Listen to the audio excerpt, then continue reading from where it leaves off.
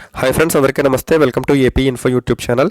ఈరోజు నేను మండపేటలో మొన్న ఆగస్టు 16వ తేదీన ఓపెన్ చేసిన అన్నా క్యాంటీన్ని విజిట్ చేశాను. అయితే చెప్పినట్లుగానే ఎన్డీఏ కూటమి అధికారంలోకి వచ్చిన తర్వాత అన్నా క్యాంటీన్లను మరలా తిరిగి ప్రారంభిస్తాము అని చెప్పారు.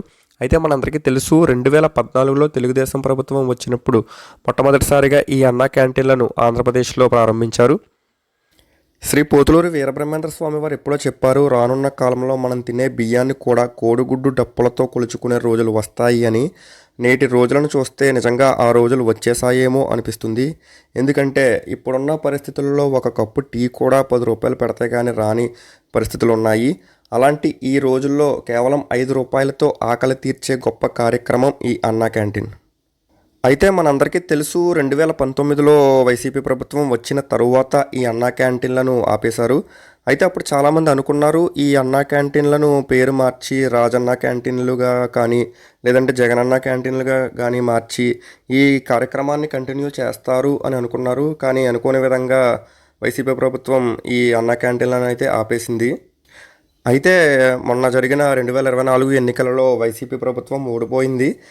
కానీ ఒక మాట అయితే చెప్పాలి, జగన్ గారి ప్రభుత్వం వల్ల లాభపడిన వాళ్ళు కూడా చాలామంది అయితే ఉన్నారు. ఎందుకంటే డీబీటీ అంటే డైరెక్ట్ బెనిఫిషరీ ట్రాన్స్ఫర్ అనే ఒక కార్యక్రమాన్ని మొదలుపెట్టి ఏ ప్రభుత్వ పథకానికి సంబంధించిన డబ్బులైనా సరే నేరుగా లబ్ధిదారుడికి చేరే విధంగా చేసి ఒక మంచి మార్గాన్ని అయితే చూపించారు.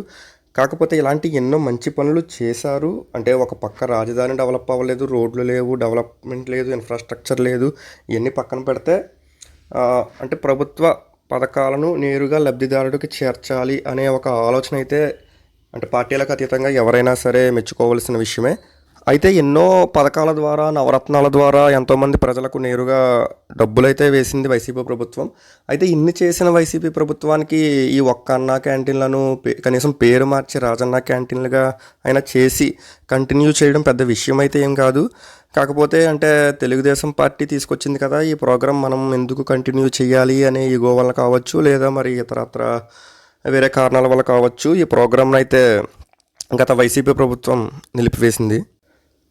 అయితే డబ్బు ఉన్నవాడికైనా లేనివాడికైనా, ఏ కులం వాడికైనా, ఏ మతం వాడికైనా, ఏ ప్రాంతం వాడికైనా సరే ఆకలి అనే ఎమోషన్ ఒకటే. ఎవరైనా సరే ఆకలి వేయగానే ఒక 2 ముద్దలు కడుపులోకి వెళ్ళాలి అనే కోరుకుంటారు.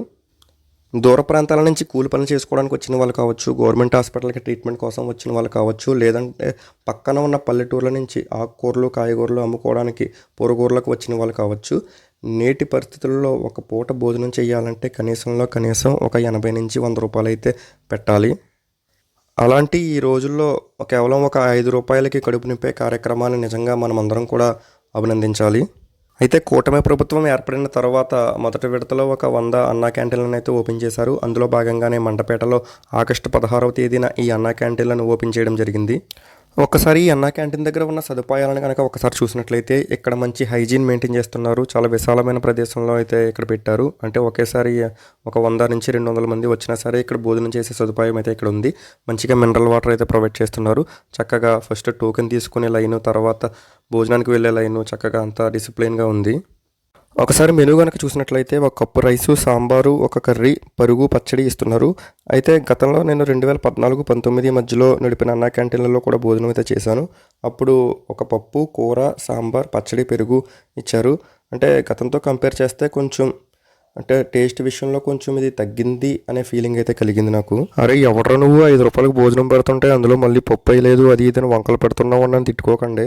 అంటే ఈ అన్నా క్యాంటీన్ ప్రోగ్రామ్ అనేది మొన్న ఇనిషియల్గా స్టార్ట్ అయింది కాబట్టి అంటే రానున్న రోజుల్లో కొంత క్వాలిటీ అయితే ఇంప్రూవ్ చేస్తారు అనే చిన్న ఉద్దేశంతో ఈ పాయింట్ అయితే నేను చెప్తున్నాను. మొత్తంగా చూస్తే ఇక్కడ చిన్నపిల్లల దగ్గర నుంచి పెద్దవాళ్ళ వరకు అందరూ కూడా వచ్చి చక్కగా కడుపు నింపుకొని వెళ్తున్నారు. నిజంగా ఇలాంటి ప్రజల ఆకలి తీర్చి ప్రజల కడుపు నింపే ఇటువంటి ప్రోగ్రామ్ని ఇంత త్వరలో అంటే ప్రభుత్వం ఏర్పాటైన ఈ 2-3 నెలల వ్యవధిలోనే ఇంత అద్భుతంగా ప్రారంభించినందుకు ప్రస్తుత ఎన్డీఏ కూటమికి, తెలుగుదేశం, జనసేన, బీజేపీ ప్రభుత్వాల ఉమ్మడి కూటమికి నిజంగా ధన్యవాదాలు. అయితే గత ఎన్నికల ప్రచారంలో జనసేన అధ్యక్షులు శ్రీ కొణిదెల పవన్ కళ్యాణ్ గారు కూటమి ప్రభుత్వం ఏర్పడిన తరువాత అన్నా క్యాంటీన్లతో పాటు దానికి సమాంతరంగా శ్రీమతి డొక్కా సీతమ్మ గారి క్యాంటీన్లు కూడా ఉంటాయి అని ప్రతిపాదించారు. అయితే శ్రీమతి డొక్కా సీతమ్మ గారు పుట్టిన ఈ మండపేటలో ఈ క్యాంటీన్లకు శ్రీమతి డొక్కా సీతమ్మ గారి పేరు పెడితే బాగుందని అనిపించింది. కాకపోతే పేరు ఏదైనా ఆకలి తీర్చాలి అనే ఆలోచన ఒకటే కదా. ఆ విషయంలో మన ఎన్డీఏ కూటమికి నిజంగా ధన్యవాదాలు.